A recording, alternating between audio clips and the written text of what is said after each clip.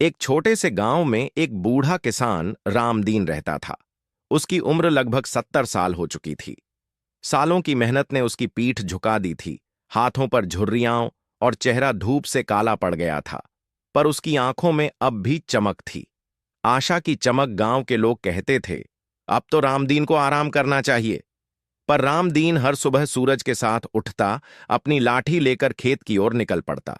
एक दिन गांव में सरकारी अधिकारी आए। उन्होंने किसानों को नए बीज दिए। कहा गया कि ये बीज कम पानी में भी फसल देंगे। गांव के सभी किसान हंस पड़े। हम बूढ़े हो गए हैं, अब नया प्रयोग नहीं करेंगे। पर रामदीन ने वह बीज लिया और बोला, अगर जमीन जिंदा है तो उम्मीद भी जिंदा है। रामदीन ने अपने पुराने खेत की मिट्टी को फिर से जोता। हर दिन वह अकेला काम करता, कभी गर्मी में, कभी बारिश में। कभी उसकी पत्नी गौरी पानी लाकर देती।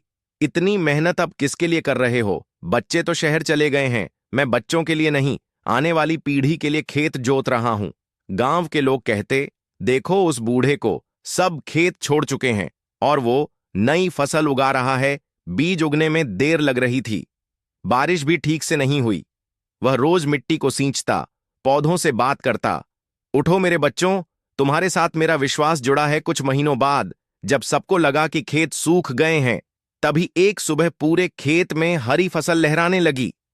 अरे, ये कैसे हुआ? हमने तो कहा था बीज काम नहीं करेगा। बीज में ताकत थी, लेकिन उसे जिंदा करने के लिए विश्वास चाहिए था। धीरे धीरे गांव के दूसरे किसान भी उसके खेत देखने आए।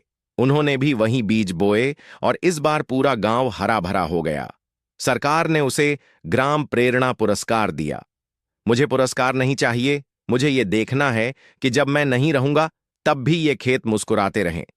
कुछ साल बाद रामदीन चल बसा, पर उसकी लगाई फसल हर साल गांव को फल देती रही।